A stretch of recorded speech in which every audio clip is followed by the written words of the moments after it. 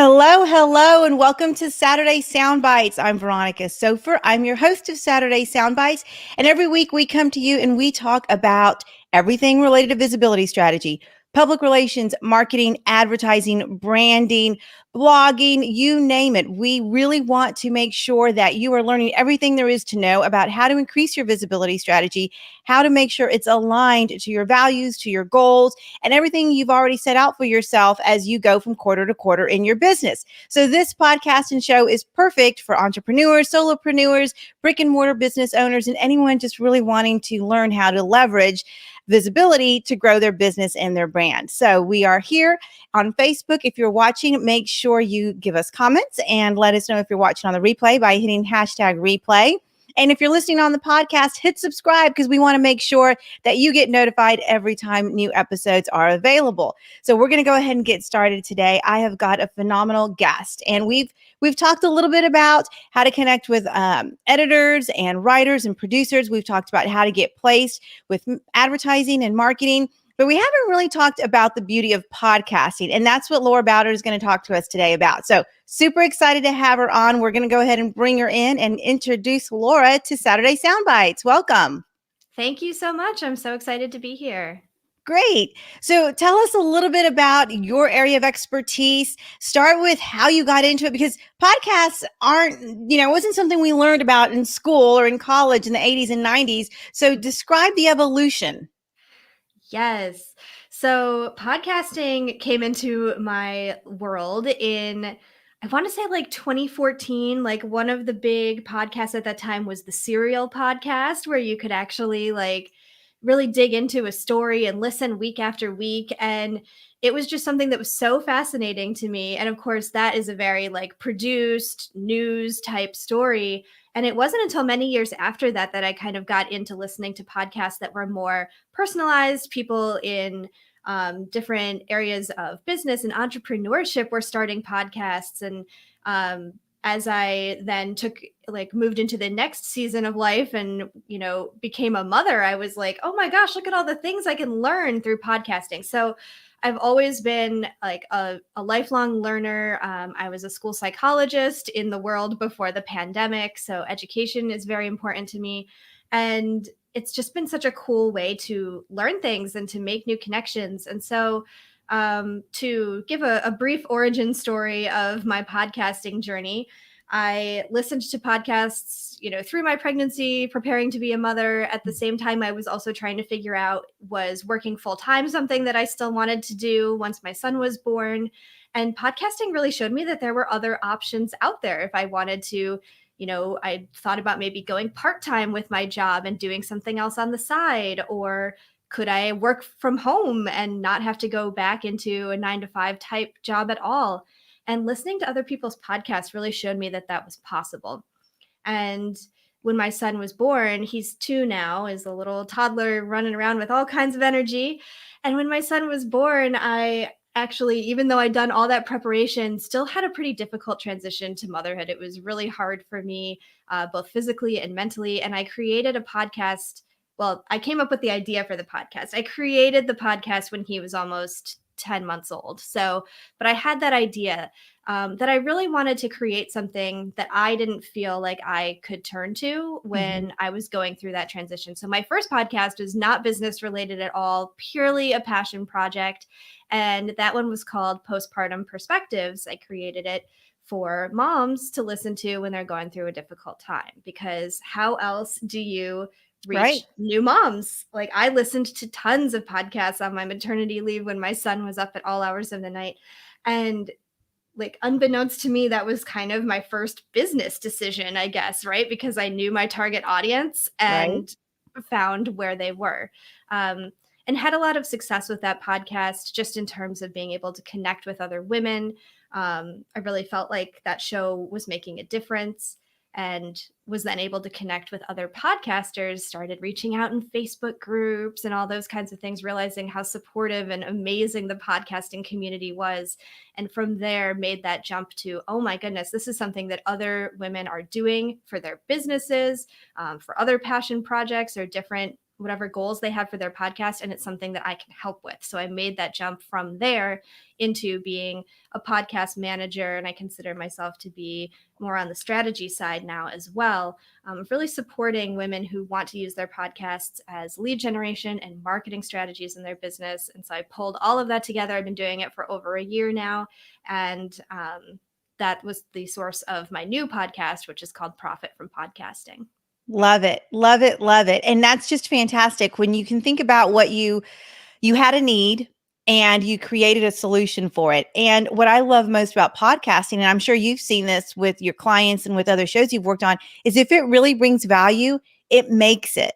It really makes it Exactly. to the next level. So good job. And tell us what a podcast manager is. For those listening and aren't really sure, I mean, they maybe download a few on their phone or something like that, but they're not real sure how it's comprised in terms of the structure and strategy. What is a podcast manager? What does that mean? And do you need one?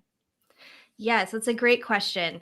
So, a podcast manager can really take care of a range of different things. So, if you either want to start a podcast or you have one, but maybe you're feeling a little overwhelmed with everything that goes into it, a podcast manager can help you with sound and post production. So, they can edit the podcast together, to add music in, to take out certain parts or mix things so that the episode flows better. They can create social media graphics and the different things that you might need to promote your show. They can repurpose content. So you could have them take your podcast episode and turn it into maybe a blog, turn it into social media content, email for your email marketing strategy. So there's a lot of different things that they could possibly do depending on how you want to use your podcast in your business. But I like to think of them as being your podcast support. So anything that needs to be done with your podcast outside of you, the podcaster, sitting down and actually recording the episode, somebody else can take that off of your plate so that podcasting doesn't become so overwhelming, because there's so much value in it that I hate to see women, take that option off the table for them because they're overwhelmed by the idea of podcasting, or Sure. they decide that there's too much work for them to continue. Yeah, no, that makes complete sense. And what are some of the values? If someone were to ask you, if someone were to come to you and say, "Hey, I have a brick and mortar business, or I'm an online mindset coach, and I work with people all over the country," and they said, "How can you help me?" What would be the value for them in launching a podcast? How do you explain that to people? Yeah. So having a podcast when you own a business is such a huge lead generation strategy. So Mhm.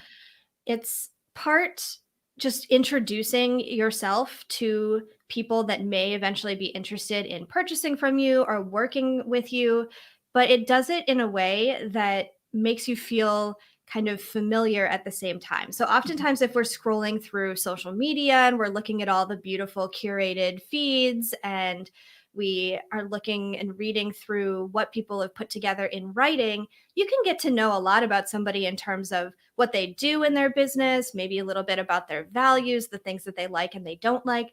But there's just a difference in the way you connect with somebody when you can hear them, when you can actually hear the excitement in their voice about what they're talking about. Like if you are a coach, someone is going to imagine themselves being on a call with you and having you speak to them in the same way that you're speaking to the podcast audience. It builds that know, like, and trust that is so huge to business owners, especially in the world of social media where there's just so much noise. Everybody Right. has a social media account. Everybody is getting bombarded with whatever they're scrolling through: Facebook, Instagram, LinkedIn, wherever you are. Everyone is vying for your attention and it's noisy. And when somebody chooses to tune into your podcast, you have them. Like there are so many statistics about podcasting that show that most podcast listeners, if they tune into your show, they're going to stay through most of the episode. That's so valuable to have somebody's attention for 15, 20, 30 plus minutes.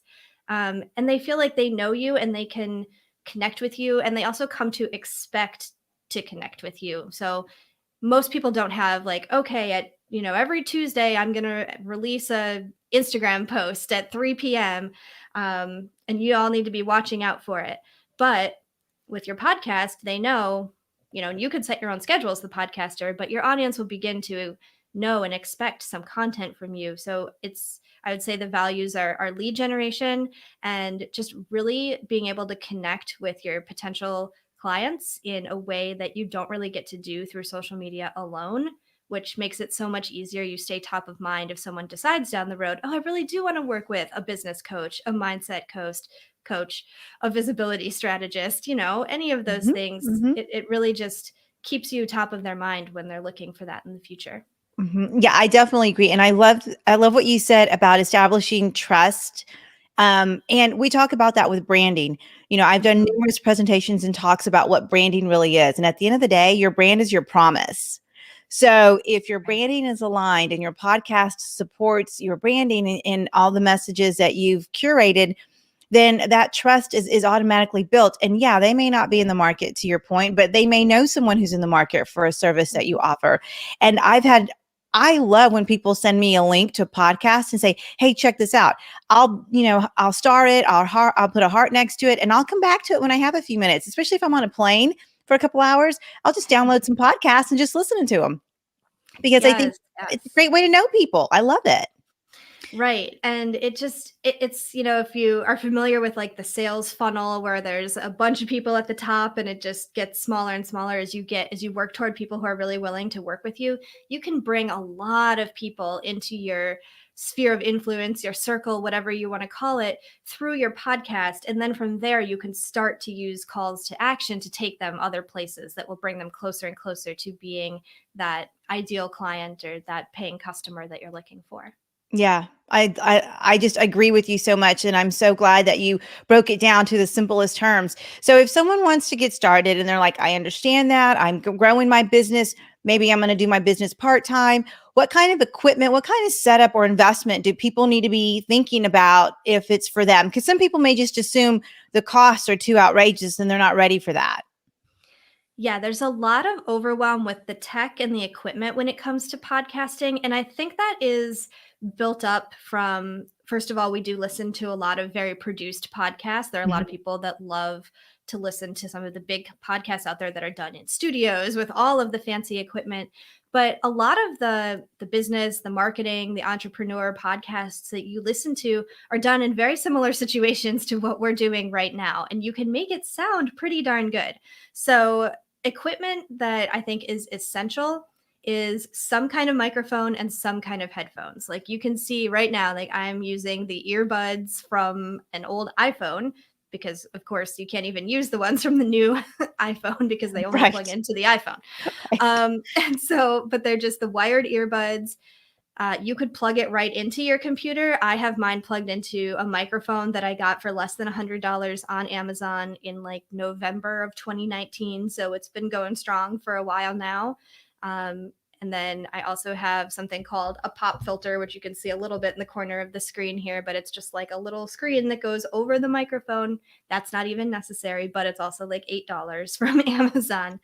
But you really just need something to amplify your voice a little bit, keep it from sounding too muffled or echoey. If you just record right into most laptops, just the sound quality isn't there for people to really be able to understand you.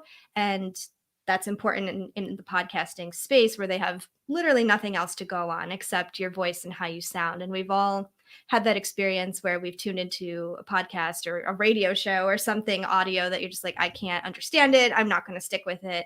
And you bounce off. So you do have to have some sound quality in mind. The earphones will just help, especially if you're talking with somebody else for your podcast, to make sure that there's not a lot of echo or feedback going on between the two. But everything else you can do for free to start with, and I still do for free with my podcast. I record interviews using Zoom, which we all know and love to hate maybe after a Right. year of the pandemic. Right. But I record with Zoom. I edit using Audacity, which is a free program that you can download if you have a Mac. GarageBand usually comes with your computer for free. So, and the only other thing that you might want to spend a little money on would be something to host the podcast. So, just like you host a website somewhere, you also have to host your podcast somewhere so that it can then be distributed out to the platforms like Apple, Spotify, Stitcher, all of those kinds of places. And you certainly can do that for free with certain programs. You can also choose to pay a little bit each month to host your podcast as well. Sure, sure.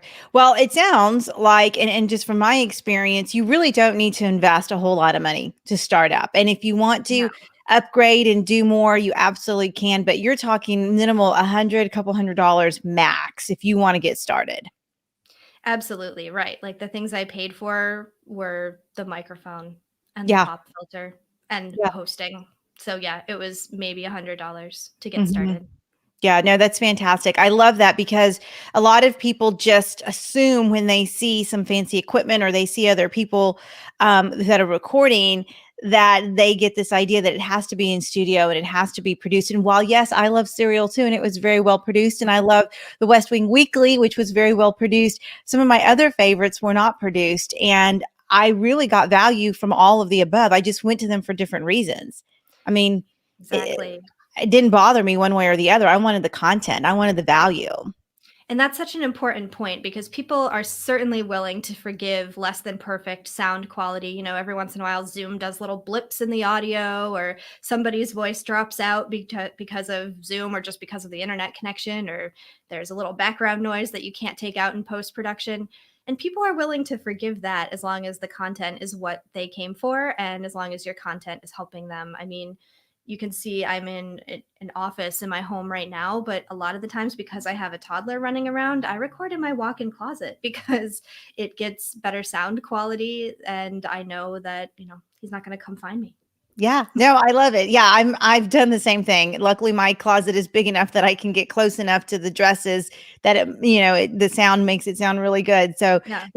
that's great. So tell us about what else you're doing, how you help people other than podcast management, because I know we actually work together on another project that you've got going, which is super exciting. Yes, thank you. So, yes, I've been doing one-on-one client work for, like I said, a little bit over a year now. And as we were coming into 2021, I really wanted to focus on reaching more people for so many reasons, and doing the one-on-one work that I was doing over the last year. I talked to a lot of women that I think I mentioned this a little bit earlier, either just felt too overwhelmed and didn't even want to start podcasting, or they would start and quickly realize that it was taking more time than they realized, or it was overwhelming to them in their schedules and they couldn't keep doing it. And so I would have a lot of conversations with them about, well, should I outsource? I don't know if I have the money to outsource for podcast management. And there's still this kind of mindset disconnect between I want a podcast and I can make money from my podcast for my business. So I wanted to do something that would reach more people, whether they felt like they could outsource at the time or whether they needed a little more support with their podcast to get to the point where they can outsource. Because I truly believe that podcasting is so powerful for the reasons that we talked about earlier, but it can take up a lot of time if you Mhm. want to go through and make sure that you're editing your episodes and writing the show notes maybe in blog form so that they can be found with Google and search engine optimization, and you want to put that on Pinterest and you want to promote on social media. Like, there are so many things that you can do and repurpose from your podcast, but it's also a lot to take on as a sole business owner who's also trying to run a business and do client work or coach or whatever you're doing. Um, and so, long way of saying that I wanted to do something that would reach people wherever they were at. And so I came up with the idea to do a membership style program where I could help podcasters get to a point where they felt confident that podcasting was the right fit for them. They felt like they understood how to use podcasting effectively in their businesses. And then on the other side of that, I wanted to support podcast service providers because we encounter that objection so frequently of just like, it sounds great, but I don't really know if I can afford it. And so I wanted to kind of bridge them together to make this understanding clear between the two sides, that podcasters would see value in podcast service providers would be able to then easily provide value to podcasters. And so I have both sides of this membership that are up and running now. I've done founding launches for both of them. I'm super excited to be able to dig into them more as the year goes on, but it has been really great. The service provider side have been really supportive of each other, and they're coming together and starting to, refer off clients to one another if they don't have the space or it's not the right fit. And so with the service providers, I created, I came up with the idea, but I had a web developer create it because it's not my area of expertise at all.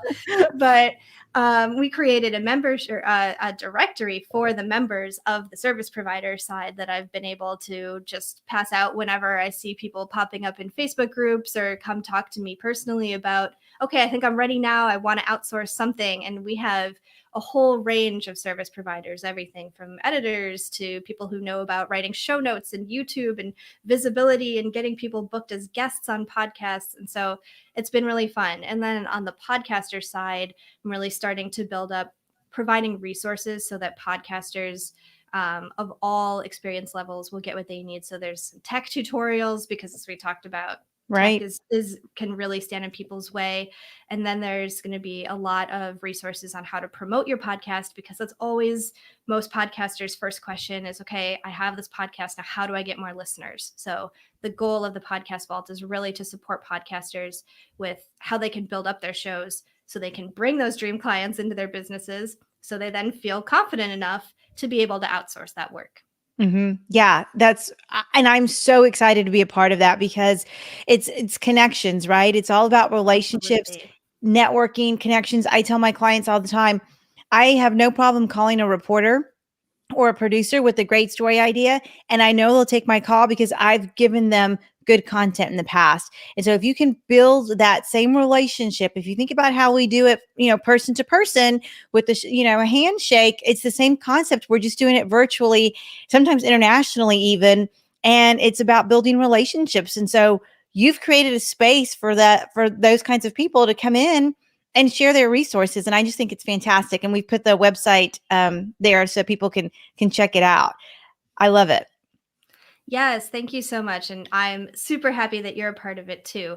And I totally, I agree. And I think the networking piece is huge, whether you're a service provider or a podcaster. Like if you have your own podcast or you're thinking about starting one, think of the connections that you can make with people who you want to ask to be a guest on your podcast, or that may ask you to be a guest. We have this other we have our social media that we've always done a lot of networking on, and we're starting to get new and exciting platforms that are probably especially interesting to podcasters, like Clubhouse, because it's audio. So I just think it's a really exciting time to kind of be in the audio space, and all the connections that you can make are going to be so, so valuable for your business. Yeah, absolutely. Well, this has been a fantastic conversation. I love that you gave real life tips, strategies, techniques, and just a little bit of insight into what it takes to run a podcast, because so many people have talked about it, have thought about it, maybe have been, mulling around, but they're not quite sure.